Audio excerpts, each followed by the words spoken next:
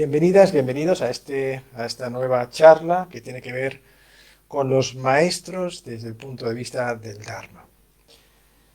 Obviamente no se trata de otra cosa que hablar de los maestros, pero desde un ángulo, desde un punto de vista que es diferente al occidental. No estamos hablando en absoluto de los maestros de escuela, ni de los maestros de las universidades, ni de los profesores, sino que estamos hablando de aquellos seres humanos, hombres o mujeres, es decir, con independencia del género, que son capaces de trasladar y transmitir no solo un conocimiento intelectual, sino también trasladar y transmitir unas bendiciones especiales asociadas justamente a este conocimiento.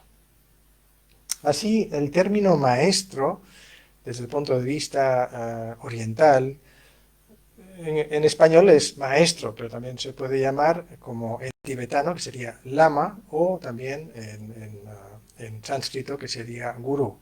Así entonces, gurú, lama y maestro es exactamente lo mismo desde el punto de vista de las enseñanzas del Dharma, desde el punto de vista de la capacidad de poder tener una experiencia personal extraordinaria y la capacidad no solo de tener una experiencia extraordinaria a nivel espiritual, sino de poder trasladarla de tal manera que consiga transformarnos y consiga llegar a nosotros no solo a través del intelecto, sino también a través del corazón.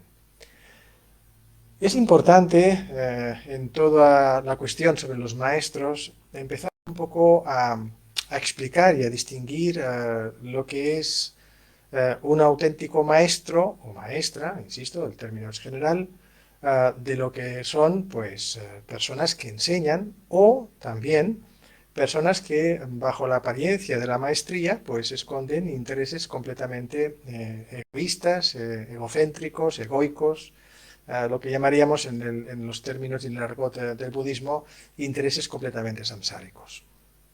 Obviamente en Occidente una maestra o un maestro pues son personas con una preparación pedagógica especializada en distintos temas, en distintos conocimientos que son capaces de trasladar pues, a los enseñantes de una manera adecuada, de una manera constructiva, con una metodología que tiene que ver sobre todo con la acumulación de un determinado conocimiento, el examen de este conocimiento y la aprobación o no del conocimiento teóricamente adquirido por parte de los que están recibiendo una enseñanza.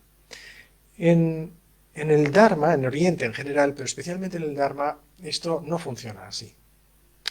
Los maestros, claro, trasladan también un conocimiento específico, trasladan un contenido sobre el Dharma, sobre el sendero, el camino que puede llevarnos a liberarnos del sufrimiento y de las causas del sufrimiento.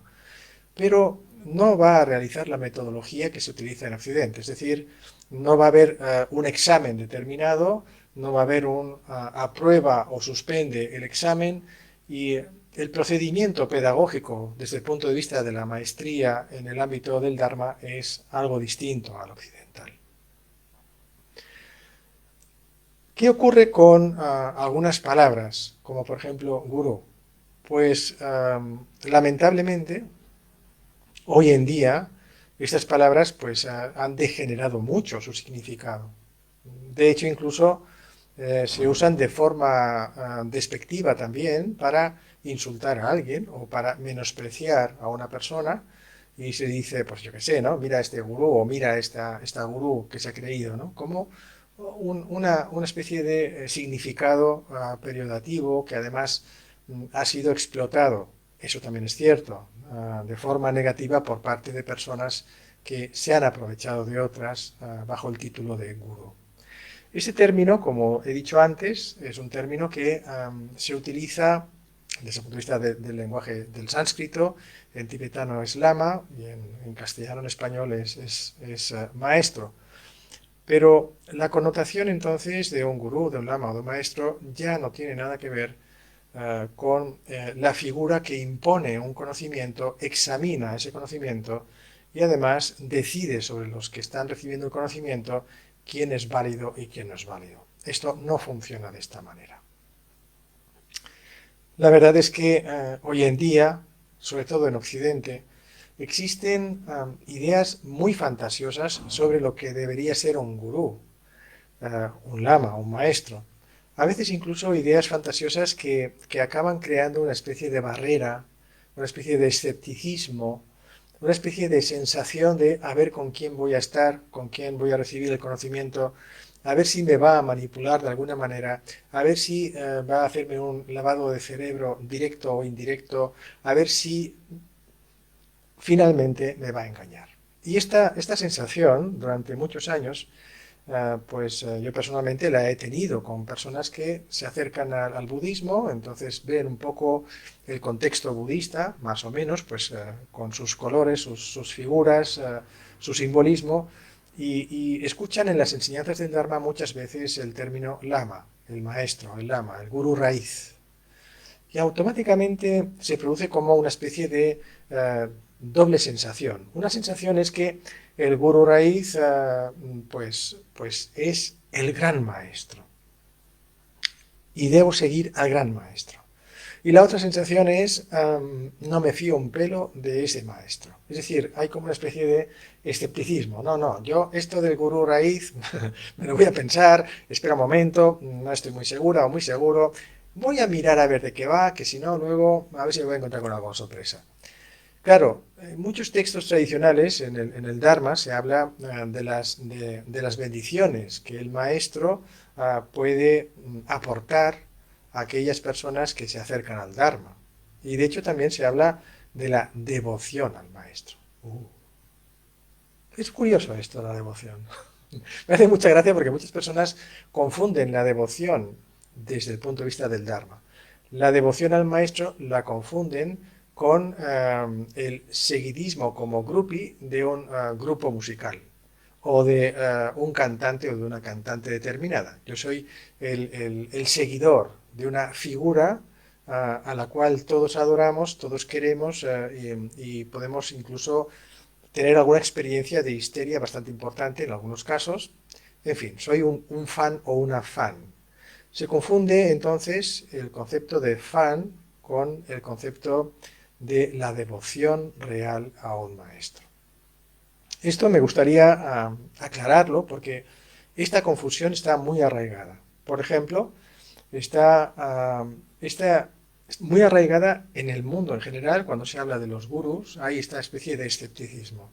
Lamentablemente, porque se ha estado manipulando mucho este término y se han estado aprovechando personas que no tienen nada que ver con la maestría, no tienen nada que ver con los gurús o los lamas, pero han estado aprovechando estos nombres y estos términos solo para intereses puramente personales, samsáricos, es decir, para tener fama, prestigio, dinero, seguidores y realmente no tener una consistencia, una experiencia y un contenido lo suficientemente genuino como para determinar que es un auténtico maestro. Esto ha hecho entonces que socialmente haya siempre unas barreras enormes a la hora de entrar y relacionarse de forma sana con el concepto de maestro o de gurú. Pero luego, dentro del Dharma, también nos podemos encontrar con deformaciones de una falta de contextualización de lo que realmente es un maestro. Una deformación clásica es la devoción, el término devoción dentro de lo que es la relación con el maestro. Desde el punto de vista del Dharma, la devoción no tiene que ver con el seguidismo ciego de una persona, de unos dogmas, de unas doctrinas o de unas ideas determinadas que surgen de este, entre comillas, líder o maestra o maestro. No tiene que ver con esto la devoción. Desde el punto de vista del Dharma, la devoción tiene que ver con la especial conexión, la profunda conexión que existe entre el enseñante y el enseñado, de tal manera que esa relación permite que las bendiciones del linaje se trasladen y circulen y permitan que, sobre todo, el enseñado adquiera el conocimiento, asimile el conocimiento y lo convierta en una experiencia propia. Esta capacidad, entonces, de tener devoción, nos lleva a un estado mental muy estable, muy profundo.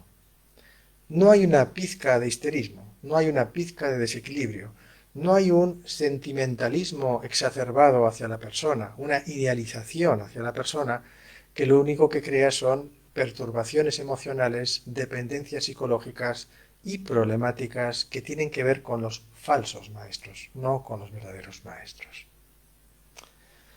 La cuestión que estoy explicando parece sencilla, pero no lo es.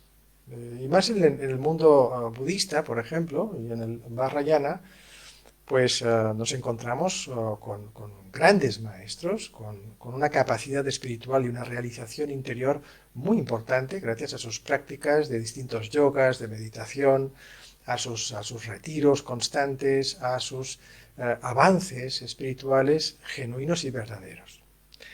Pero lo que suele ocurrir también es que cuando nos acercamos al Dharma, al budismo en concreto, hay personas que empiezan a pensar que, bueno, es mucho mejor recibir enseñanzas, por ejemplo, del Dalai Lama directamente o del Karmapa, porque son el top de toda la jerarquía budista a nivel del budismo vajrayana.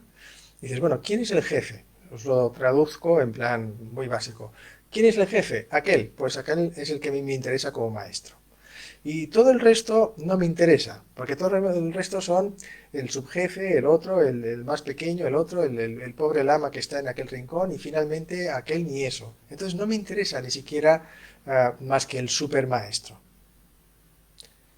Si os fijáis, detrás de esta aproximación a la maestría hay un gran punto de arrogancia por parte del aspirante al conocimiento, del aspirante a la práctica del Dharma. Es como si yo sintiera que soy lo más importante y como soy tan importante, requiero la enseñanza del más importante. Me da igual si estoy preparado o no, ya me enseñará el más importante, porque yo, es decir, mi ego, yo soy lo más importante. Este punto de arrogancia, entonces, sin darnos cuenta, nos aleja de las bendiciones, nos aleja de la auténtica práctica y la auténtica relación con un maestro espiritual desde el punto de vista del Dharma. La idea, entonces, es que tenemos que intentar descubrir este punto de arrogancia, intentar rebajar nuestras aspiraciones, porque en el fondo un maestro, aunque sea el maestro más humilde y más sencillo del mundo, tiene la capacidad, si existe una conexión kármica con él, de trasladar el conocimiento y de hacer posible que ese conocimiento en nosotros se transforme en nuestra propia experiencia. La cuestión importante respecto a un maestro es no caer en la comparación competitiva o jerarquizada de cuál es el más elevado, sino descubrir de todos los maestros, sean del nivel que sean, con el que nos podemos relacionar, cuál es aquel que nos permite sintonizarnos con este conocimiento, que permite que nuestro corazón vibre y que permita que finalmente tengamos un avance espiritual real, dentro de los parámetros de la libertad de pensamiento, del cuestionamiento constante de las enseñanzas y de la libertad para poder investigar las enseñanzas y los conocimientos recibidos en todo momento. Por lo tanto, como estáis viendo, la autenticidad de un maestro empieza a dibujarse por la capacidad que tiene no sólo de trasladar conocimiento que pueda repercutir en nosotros de forma positiva y transformarnos, sino también en la libertad que siempre nos va a dar para que este conocimiento lo podamos adquirir, practicar o incluso aceptar o rechazar. Eso es importante, porque esta libertad demuestra un respeto, y este respeto y esta libertad es un primer síntoma de que los mecanismos de posible manipulación no están activados. Y esto es un punto que también os diría que es importante para poder determinar de todo lo que estamos viendo en el supermercado espiritual diario, qué maestro es un maestro y qué maestro no es realmente un maestro. El tema es complicado en el fondo, Porque sobre todo en el Vajrayana, en concreto, se nos dice, bueno, deberíamos, se aconseja, tener la conexión con un gurú raíz, es decir, con un maestro esencial, con un lama esencial. Con un lama raíz se refiere a un lama principal. Fijaos el término. Lama raíz o maestro raíz no significa que excluya a todos los demás maestros, sino que es el maestro esencial, como el tronco de un árbol, que relaciona las distintas ramas del árbol, los frutos, las hojas o las flores que pueda tener el árbol. Hay un tronco principal, una raíz. Esta raíz y este tronco vendría a representar el guru raíz. Y pensar en un tronco de árbol sin ramas, sin hojas, sin frutos y sin flores, pues sería pensar que nuestro guru raíz es lo más importante del mundo, de forma excluyente, sectaria e inapropiada desde el punto de vista de la práctica del Dharma.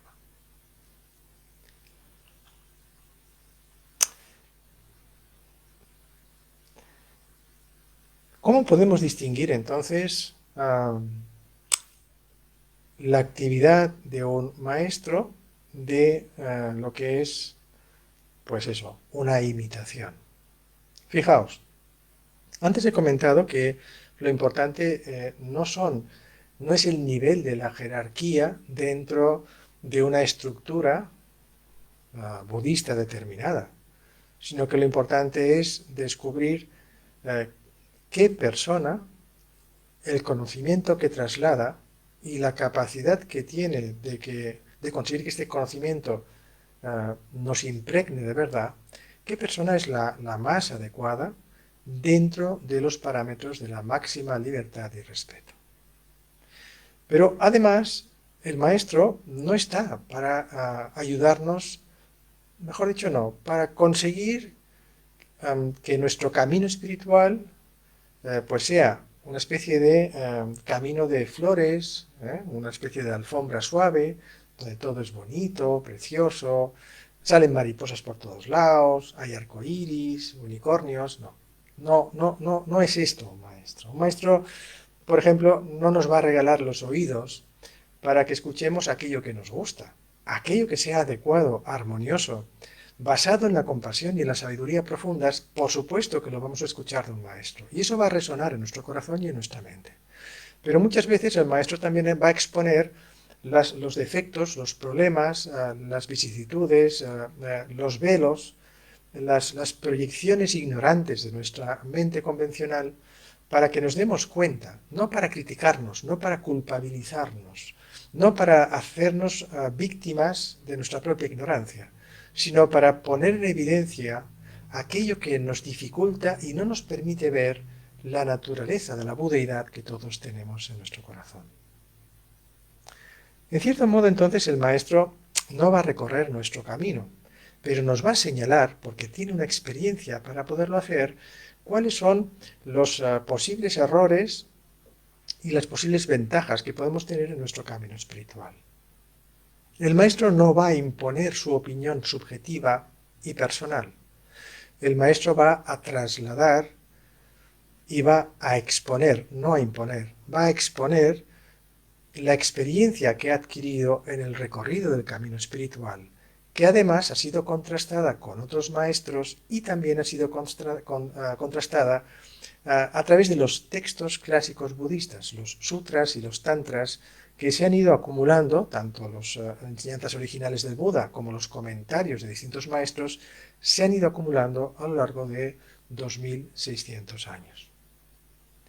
Ese trabajo de contraste entre la experiencia de un maestro, los sutras y los tantras, y de otros maestros, permite entonces llegar a una maduración coherente de la enseñanza y de quien enseña, porque ya no está basándose la enseñanza solo en lo que sabe el maestro, sino en lo que ha podido vivir gracias a lo que sabe, a lo que ha podido contrastar y sobre todo a lo que ha podido experimentar en constante interacción con el mundo normal o convencional en el cual todos vivimos.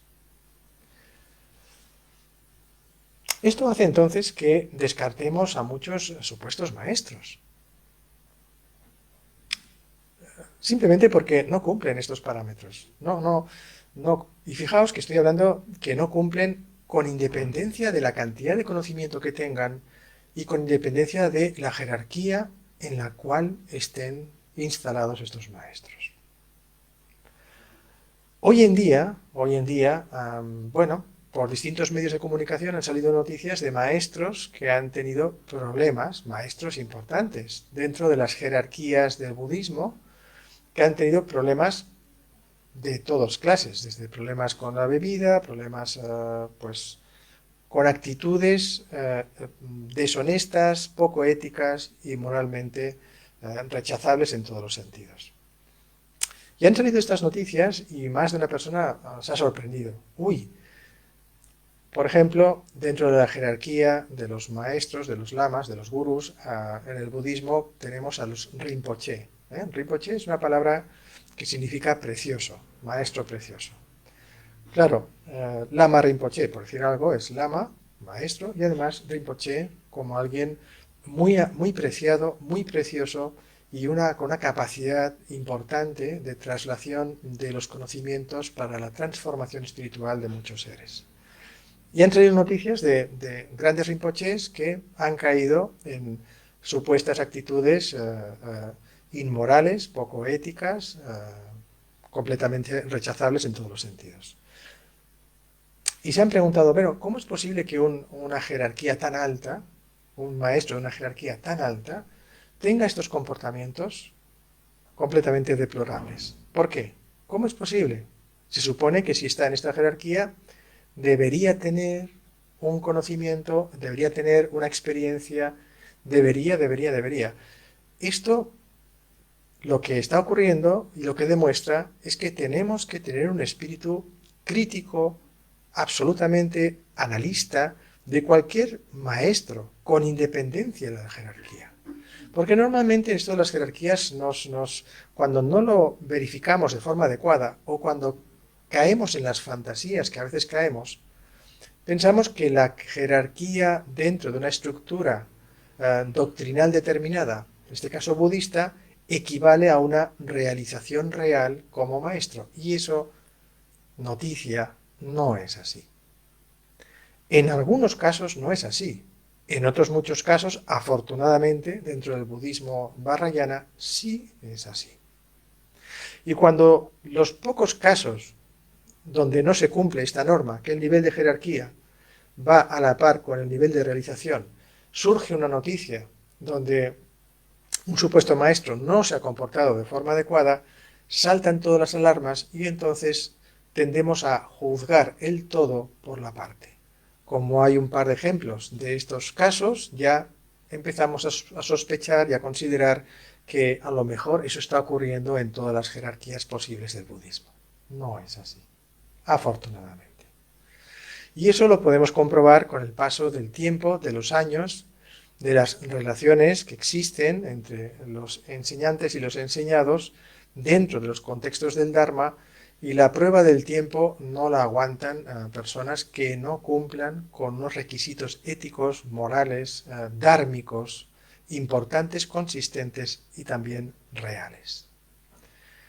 Pero estas situaciones nos ponen alerta sobre una cuestión que es la siguiente. Cuando veamos a un gran maestro desde un punto de vista de la jerarquía, no debemos caer en la imagen idólatra que porque tiene una jerarquía determinada, automáticamente no debemos verificar nada de él, porque ya se supone que si le llaman su eminencia, o le llaman Kempo, o le llaman Geshe, entonces ya ha pasado todas las pruebas y exámenes respecto a su comportamiento personal.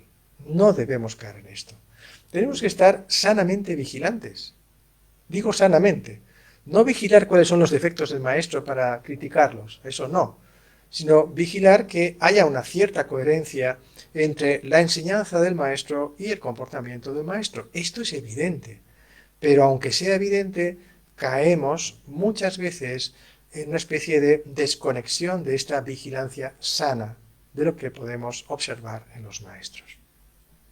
Eso también tiene que ver, por ejemplo, con maestros que, a pesar de su jerarquía y del nivel espiritual que tengan, mm, pues hay algunos maestros, sobre todo, por ejemplo, en la escuela Kayupa, dentro del budismo tibetano, pues hay un gran maestro, un gran tulku, que decidió dejar su jerarquía, dejar las enseñanzas y dedicarse a la medicina. Así, tal cual. Algunos se preguntará, bueno, ¿cómo es posible que un maestro de semejante jerarquía, con semejantes realizaciones, decida dejar todo ese mundo y en vez de dedicarse a la enseñanza del Dharma se dedique a curar enfermos? Pues sí, claro. Porque al final la maestría no solamente tiene que ver con la enseñanza, que ya es algo extraordinario, sino que tiene que ver con el servicio desde la compasión y el amor profundo hacia todos los seres, sea el campo en el que sea, estemos donde estemos. Fijaos, en cierto modo, todos nosotros también somos maestros. En ciertos momentos y en ciertos ángulos de nuestra vida somos maestros para otras personas, somos ejemplos hacia otras personas. Y cuando tomamos conciencia de ello, nos podemos dar cuenta de la responsabilidad que es ser maestra o maestro. Es una gran responsabilidad. Yo diría que incluso a aquellos que buscan serlo, les diría que parar un poco el carro, que vayan despacio, porque realmente las consecuencias de la maestría son bastante importantes. Y no hablo solamente de la responsabilidad social o de la responsabilidad ética y moral, hablo incluso de la responsabilidad kármica que el maestro adquiere como enseñante con todos los enseñados. Y estas cuestiones, que ahora resumo mucho en esta pequeña charla, parecen sencillas, pero os aseguro que crean una gran cantidad de confusión tanto fuera del budismo como dentro del budismo.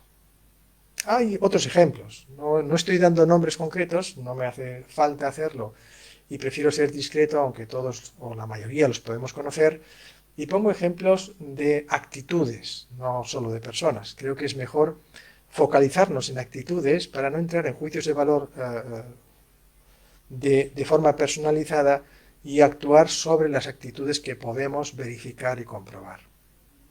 Nos podemos encontrar, por ejemplo, con grandes tulkus. Los tulkus suelen ser maestros muy realizados que deciden la hora, el lugar y el momento de su muerte de forma natural, no provocada,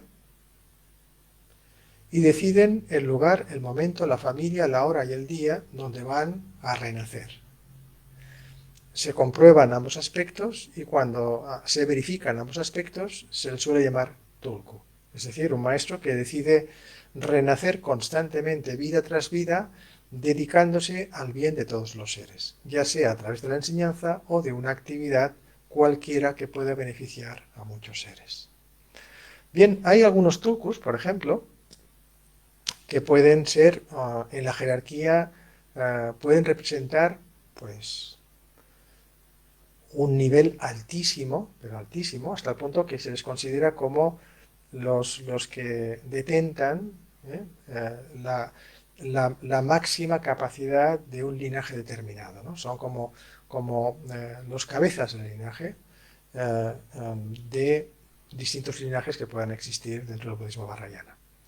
Y nos podemos encontrar con otros maestros que no son cabezas de linaje, pero que también tienen un nivel muy alto. Cuando analizamos a estos grandes maestros, en algunos casos nos damos cuenta que su nivel jerárquico como tulku, su capacidad de ser el depósito de las grandes bendiciones de un linaje, está en disonancia, no está acorde con su personalidad convencional. Es decir, como persona actúa de ciertas maneras que, aunque no son reprobables desde el punto de vista ético-moral, en algunos casos, tampoco coinciden demasiado con lo que supuestamente representa este maestro. Y ahí entonces nos entran dudas, ¿no? Decimos, ostras, pero esto, ¿cómo es posible? Y este fenómeno, si alguna vez os lo encontráis, pues tiene una cierta explicación que valdría la pena recordar, si es que algún día, como digo, tenéis la posibilidad de encontraros con esta experiencia. Y es lo siguiente, cuando se renace como ser humano, aunque represente, por ejemplo, un nivel jerárquico muy elevado, como ser humano todavía requiere una maduración o recorrido hasta que se sintonice ese renacimiento humano con lo que representa. Este recorrido de sintonización requiere tiempo. Hay tulkus, por ejemplo, que con su formación previa desde muy pequeñitos ya sintonizan lo que representan con su maduración como renacimiento humano, pero hay otros tulkus que no, que el nivel que representan es muy alto y sin embargo su maduración como seres humanos suele ir lenta o todavía no está acompasada. ¿Qué podemos hacer? No juzgar. Si estamos juzgando entonces el comportamiento de la persona, en cierto modo estamos realizando un juicio de valor sesgado. No tenemos en cuenta el recorrido que puede realizar para mejorar y sincronizarse con la jerarquía que tiene.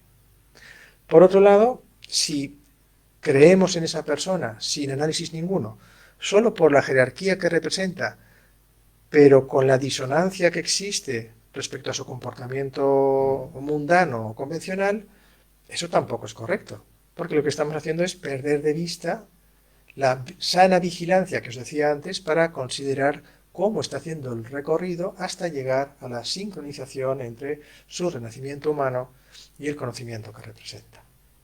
Por eso tenemos que tener esta actitud de sana vigilancia. No somos policías de nadie, pero sí al menos no perdemos de vista y no caemos en una especie de confusión muy típica de los groupies, de los fans, cuando ven a su ídolo.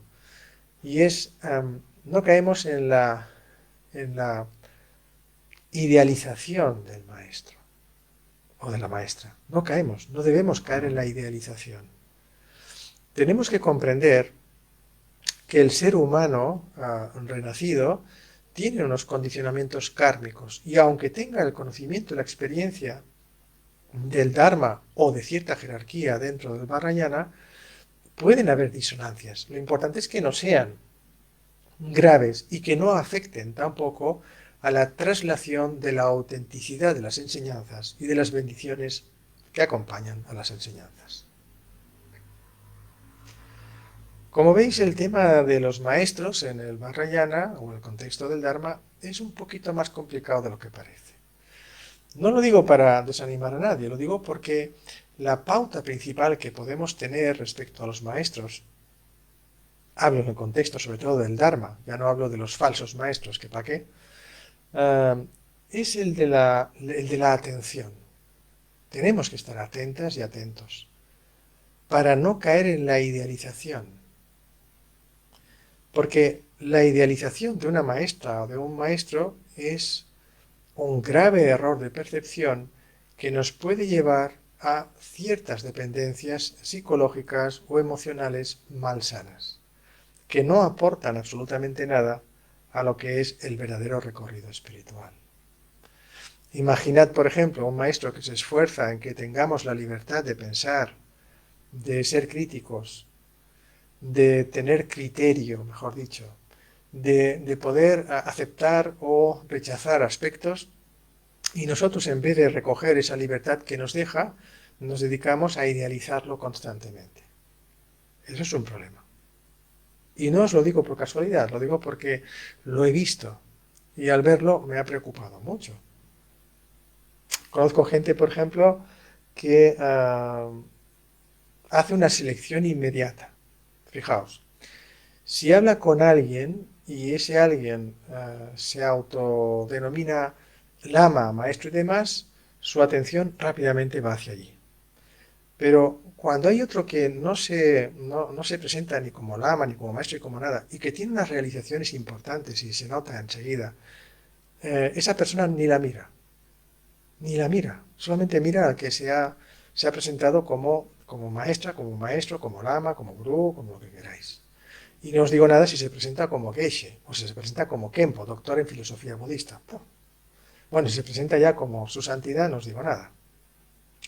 El pobre que está ahí al lado está con cara de, yo no soy su santidad, ni se me ocurre.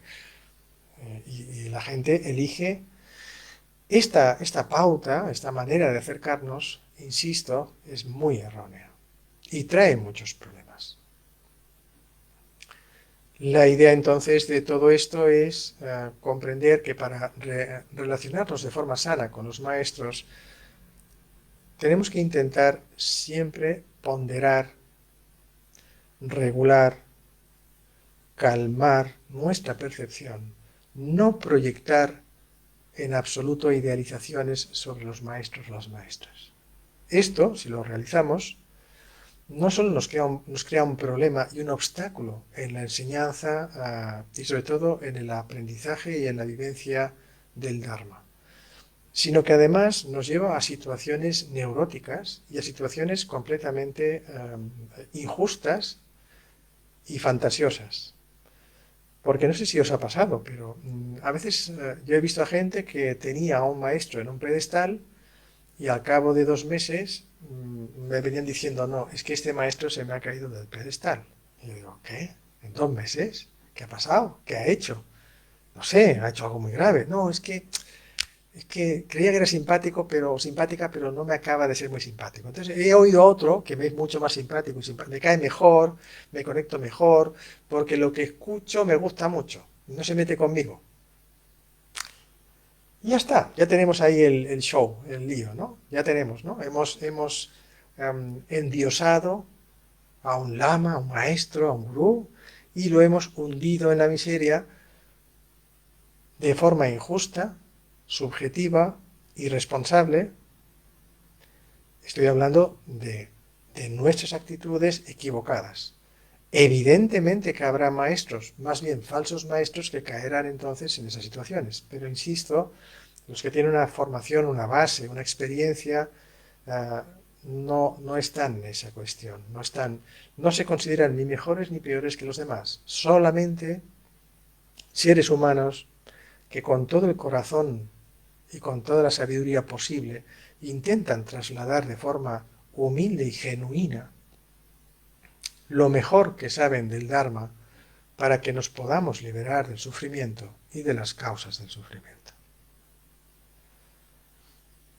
De esta manera, un poco para resumir y así dar paso a posibles preguntas, nos podemos dar cuenta que los falsos maestros, lamas o gurús, algunos pueden llegar a ser incluso famosos. Cuidado con esto. La fama tampoco es una medida de un buen maestro o de una buena maestra. Desde el punto de vista del Dharma, la jerarquía no es la medida. Desde el punto de vista del Dharma, la fama no es la medida. Desde el punto de vista del Dharma, la capacidad de oratoria no es la medida. Desde el punto de vista del Dharma, el conocimiento intelectual no es la medida.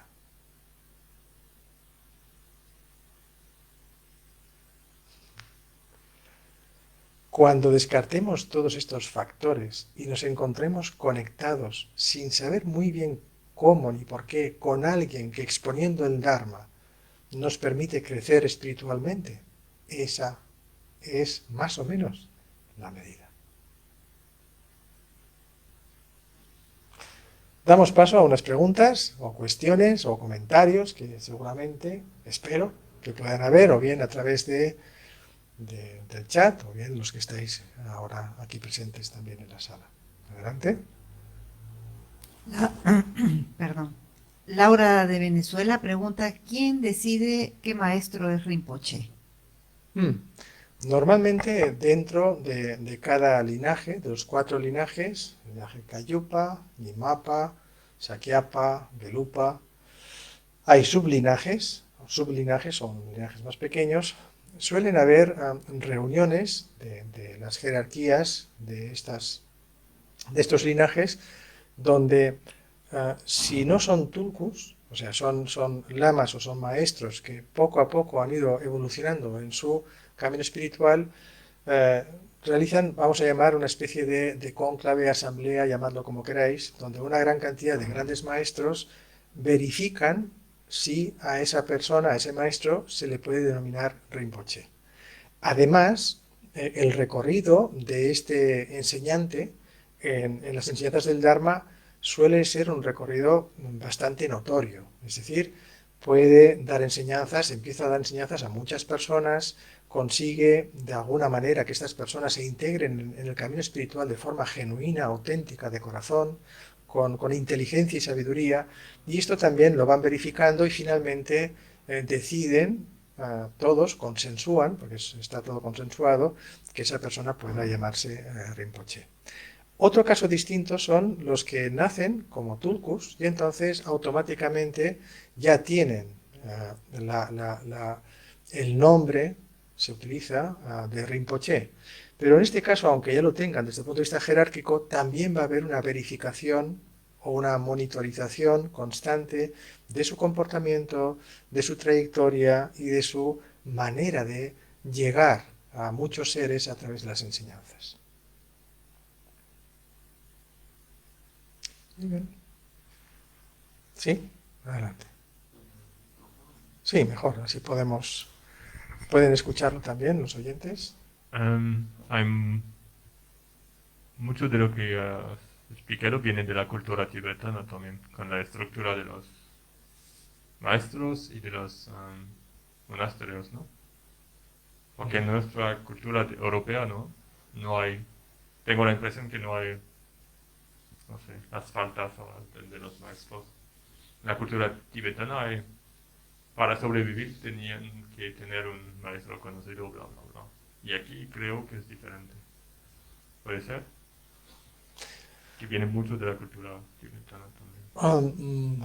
Por ejemplo, el planteamiento de la cultura tibetana, igual que en otras culturas, o en el budismo, por ejemplo, japonés, ya sea el budismo zen, el budismo nichiren, budismo coreano, el budismo theravada, suele parecerse en esto, porque digamos que los maestros todos están dentro de lo que se llama una cadena, un linaje es una cadena de transmisión iniciática que surge del propio Buda, sobrevive a las generaciones y las vidas de una persona física y se traslada de una persona a otra. Este linaje y esta tradición iniciática tiene que ver con la traslación de las bendiciones o de las experiencias y realizaciones que tienen estos seres dentro del camino espiritual. Claro, en Occidente esto no funciona así. El sistema pedagógico occidental no se basa en tu experiencia del conocimiento, sino en la cantidad y utilidad del conocimiento que tú tienes. Eso sí, después de un examen. Sacas tu título y teóricamente te presentas en un lugar donde hace falta aplicar funcionalmente lo que has aprendido. Si nos fijamos, excepto las carreras de humanidades en el mundo occidental, relacionadas con la filosofía y otra serie de cuestiones, que incluso eso también se aplica en la vida funcional social, todas las carreras y conocimientos que existen de alto nivel están pensadas para que sean funcionales en el mundo social. Claro, los maestros del Dharma no están para ser funcionales en el mundo social, sino en el mundo espiritual. Y ahí entonces las reglas pedagógicas y los planteamientos cambian completamente. Entonces, digamos que no es comparable en ese sentido porque son aspectos completamente distintos. Y esto que estoy explicando se aplica, como digo, a las distintas tradiciones budistas, no solo la tibetana, sino otras muchas que se plantean esta especie de traslación de las bendiciones y experiencias de un maestro a otro. Por eso, ¿por qué es importante en este sentido los maestros? Porque en estas tradiciones los maestros tienen la posibilidad de compartir esta bendición y esta experiencia, no solo el conocimiento intelectual. Y eso es lo que permite que tenga entonces un resultado muy importante y que tengamos entonces un progreso importante en nuestro camino espiritual. Si no, es muy complicado y muy difícil pensar que con nuestro único esfuerzo vamos a poder progresar con cierta rapidez. Recordemos esto, las bendiciones, es decir, la traslación de las bendiciones o de la experiencia espiritual de un maestro se suma a nuestras capacidades espirituales. Y la suma de nuestras capacidades espirituales más la capacidad extra a través del maestro crea un tercer factor que es una evolución más acelerada en el camino espiritual. Y esto entonces, cuando se hace en grupos determinados, constituye lo que se llama una de las tres joyas, es decir, la sangha. El dharma es el método y el maestro, o el gurú, en este caso, es el que tiene como fuente de bendiciones esta misma experiencia. Se expresa a través del método, que es el dharma, y se comparte lo que se llamaría dentro de la sangha. Poco diferente. Rafael dos Santos pregunta, ¿podrías profundizar un poco más sobre esa cualidad que sería la medida para considerar a un maestro efectivo? Bueno, estoy intentando, sobre todo, es complicado delimitarlo, ¿no? Pero, a ver cómo me puedo explicar mejor. Imagínate un maestro, alguien que se presenta como maestro, que es un gran erudito. Y entonces nos puede explicar, vamos, casi atómicamente, de qué se compone la mente, por hablar de alguna cosa. Y lo puede explicar muy bien, y puede estar meses explicándonos qué es la mente. Y sin embargo, te puedes quedar así, y comprendiéndolo intelectualmente muy bien. Pero hay algo que te hace, que te dicen, sí, lo entiendo, pero ¿qué hago yo con esto? ¿Para qué me sirve? O sea, no encuentras de qué manera ese conocimiento que ha sido tan preciso, tan precioso, tan erudito, puede hacerte reaccionar en tu progresión espiritual. No encuentras la manera. No hay sintonización. En ese caso, este maestro está cualificado en conocimiento, pero no en la experiencia del conocimiento, porque quien tiene experiencia del conocimiento consigue con mucho menos conocimiento que alguien evolucione, que alguien vibre en su progresión espiritual correspondiente. Así, ¿qué ocurre con un verdadero maestro? Pues que el verdadero maestro no te va a imponer el conocimiento, ni una cantidad exorbitada de conocimiento. El verdadero maestro va a intentar ajustar el conocimiento que de forma consciente o intuitiva va a necesitar los enseñados del enseñante. Y esto va a crear entonces un feedback muy rápido y va a crear una relación muy rápida donde tanto el enseñante como el enseñado van a evolucionar espiritualmente, uno en el rol de maestro y otro en el rol de quien recibe las enseñanzas del maestro. Los falsos maestros normalmente nos van a querer imponer su opinión. Van a querer imponer, cuando digo su opinión me refiero a su conocimiento adaptado a su subjetividad. Van a intentar delimitar nuestra libertad, sea de forma directa o indirecta. Van a crear y cultivar vínculos emocionales o psicológicos determinados para que tengamos la necesidad constante de que el maestro dé su aprobación o no a nuestras actitudes, a nuestras emociones y a nuestros pensamientos. Un falso maestro se va a basar en dogmas y en doctrinas y no solo no va a escucharte, sino sobre todo va a imponer su propio criterio. Y si tiene una gran erudición, va sobre todo a imponer su enorme erudición. Como veis, son factores sencillos, pero importantes. Ahora, supongamos que tenemos maestros que se llaman con la cualificación suficiente como para enseñar desde el conocimiento y desde la experiencia. Tenemos distintos maestros, lamas, gurús, me da igual cómo lo llaméis, y el caso es que en el momento en el que los tenemos delante, no vamos a vibrar y a sintonizarnos con todos. O sea, yo voy a vibrar con uno, con dos, no sé, los que haya, pero si hay 10, porque no vibre con los otros 7 o con los otros 8, no significa que sean falsos. Sí mantienen las pautas que estaba comentando, sino que mi conexión kármica, mi conexión espiritual, se ha sintonizado con un maestro determinado y es el que voy a seguir sin excluir a los demás y sin caer en el sectarismo que ocurre cuando yo empiezo a deformar la percepción del maestro y acabo considerándolo como lo único verdadero, lo único real, lo único auténtico, y no solamente descarto a los demás maestros auténticos, no, sino que además los critico, los ninguneo, y además, bueno, si puedo, me los quito de en medio, o incluso en algunos casos hasta los puedo llegar a insultar. Creo que las diferencias Más o menos los he intentado resumir. Máximo pregunta, ¿hasta qué punto influye nuestro ego en la conexión y elección de un maestro? Mucho, mucho, claro. Claro, muchas personas piensan, bueno, ¿y ahora cómo puedo saber si estoy con un maestro cualificado o no? Claro, muchas personas dicen, bueno, como no lo puedo saber, primero me voy a fijar, pues si es Geshe, si es Khenpo, si es Lama, si es Rinpoche. Cuidado, eso no es un buen método para verificarlo. ¿Cómo puedo hacerlo? Observándolo, relacionándome, teniendo paciencia, no queriendo buscar cualidades estratosféricas, solamente observando cosas sencillas, naturales, claras, cercanas.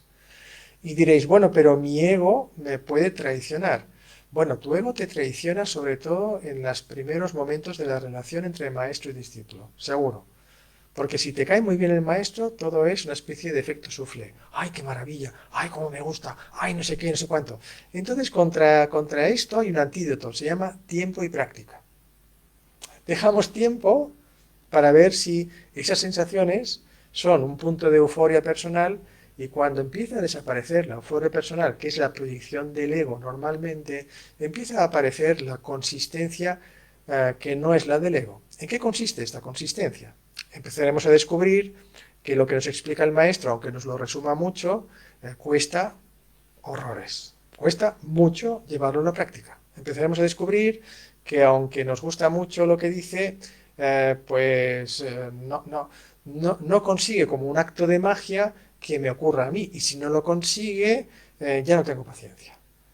Empezaremos a descubrir que esto nos lo tenemos que curar nosotros. Tenemos que trabajarlo nosotros. Cuando pase el tiempo, los sistemas egoicos que tenemos para no darnos cuenta de lo que es un buen maestro irán desapareciendo si aplicamos también el criterio y las enseñanzas del Dharma para determinar de qué manera nos enseñan, cómo llega esta enseñanza a nosotros, qué seguimiento de la enseñanza existe, cómo madura esa enseñanza, cómo interactúa el resultado de esta enseñanza y esta experiencia con la enseñanza y experiencia del maestro. Todo esto requiere tiempo. Por eso las personas que tengáis alguna preocupación porque todavía no habéis encontrado al Gurú Raíz, relax, calma, daos tiempo. Aunque las enseñanzas dicen que es importantísimo tener un Gurú Raíz, tenemos que aprender a contextualizar. Las enseñanzas dicen esto cuando estamos en un proceso de aprendizaje dentro del Vajrayana a unos niveles muy profundos y muy altos. Hasta que no lleguemos a estos niveles profundos y altos del Vajrayana, que no tengamos un maestro inmediatamente, no nos tiene que crear ansiedad ni estrés. Porque si no, vaya faena. Vamos a un camino espiritual, donde se supone que vamos a descubrir nuestra progresión y nos metemos en una especie de estrés constante porque no tenemos a nuestro Gurú Raíz. Y además, como descontextualizamos, porque escuchamos que las enseñanzas dicen que es importante el Gurú Raíz, ya pensamos, yo no tengo Gurú Raíz, no puedo aprender, no puedo practicar bien. Error. ¿Qué podemos hacer? Con aquel maestro o maestra que tengamos un cierto feeling, vamos a ir relacionándonos y poco a poco descubriendo si puede estar en el rol, en ese punto de relación de Gurú Raíz hasta donde llegue, si es que llega. Y si no, ya habrá causas y condiciones kármicas para que acabemos encontrando al auténtico Gurú Raíz. Un matiz. Un Gurú Raíz en realidad se divide, o un Lama Raíz o un Maestro Raíz se divide en 3 niveles. Un nivel es el exterior, es el renacimiento humano con el que nos relacionamos. El segundo nivel es el Maestro interior, que esencialmente son los principios y las bendiciones del Dharma. Y el tercer nivel del maestro es el maestro secreto, secreto a ojos de una persona convencional. Y el maestro secreto es la propia budeidad, la esencia de nuestro corazón. Cuando nosotros, a través de las enseñanzas, comprendemos muy bien estos tres niveles de maestro, dejamos de relacionarnos de forma errónea. Dejamos de caer en el sectarismo, en el fanatismo, en la exclusión de las enseñanzas, de los linajes, de los maestros, y empezamos a relacionarnos con lo que realmente importa, que es la mismísima budeidad, que según los sutras y tantras afirman que todos tenemos. ¿Alguna pregunta más por aquí? ¿Sí? Bueno, sí, hay muchos comentarios, pero Cesare pregunta, ¿cómo se reconoce el camino del Pratyekabuddha? El camino del Pratyekabuddha. Pratyekabuddha. Bueno, en este caso, como no estoy muy seguro del término, el camino, bueno, a ver, hay un planteamiento que es adquirir una serie de votos que tienen que ver con los votos básicos dentro del camino del budismo. Si se refiere a esto, pues el camino está definido por los votos que uno adquiere. Tenemos los votos más básicos hasta los más elevados, que pueden ser votos de Bodhisattva o los votos del Vajrayana. Espero que se refiera a esto. Si no, pues como queda la pregunta en el Facebook de Sercholing, intentaremos contestar más adelante por escrito, si es posible. ¿Está? ¿Sí? Bueno, pues como estáis viendo, y como resumen, un maestro o una maestra en el contexto del Dharma y del budismo es alguien que nos relaciona con el Dharma, con el conocimiento y con la experiencia espiritual que el Dharma origina en el maestro y que permite que esta experiencia espiritual nazca en nuestra mente y en nuestro corazón. Si nosotros nos relacionamos con una maestra o con un maestro de forma auténtica, seremos más libres, seremos más independientes, seremos más felices, seremos menos sectarios, seremos menos intolerantes, y todo eso será una relación sana entre enseñante y enseñado. Y quién sabe, quizás en un futuro, pues también podréis ser maestros de personas que necesiten cierto punto de referencia. Solo expuesta esta referencia, no impuesta. Recordad esto. Muchas gracias a todos los que estáis escuchando. Vamos a dedicar el mérito de todo lo que hoy se ha expuesto para beneficio de todos los seres.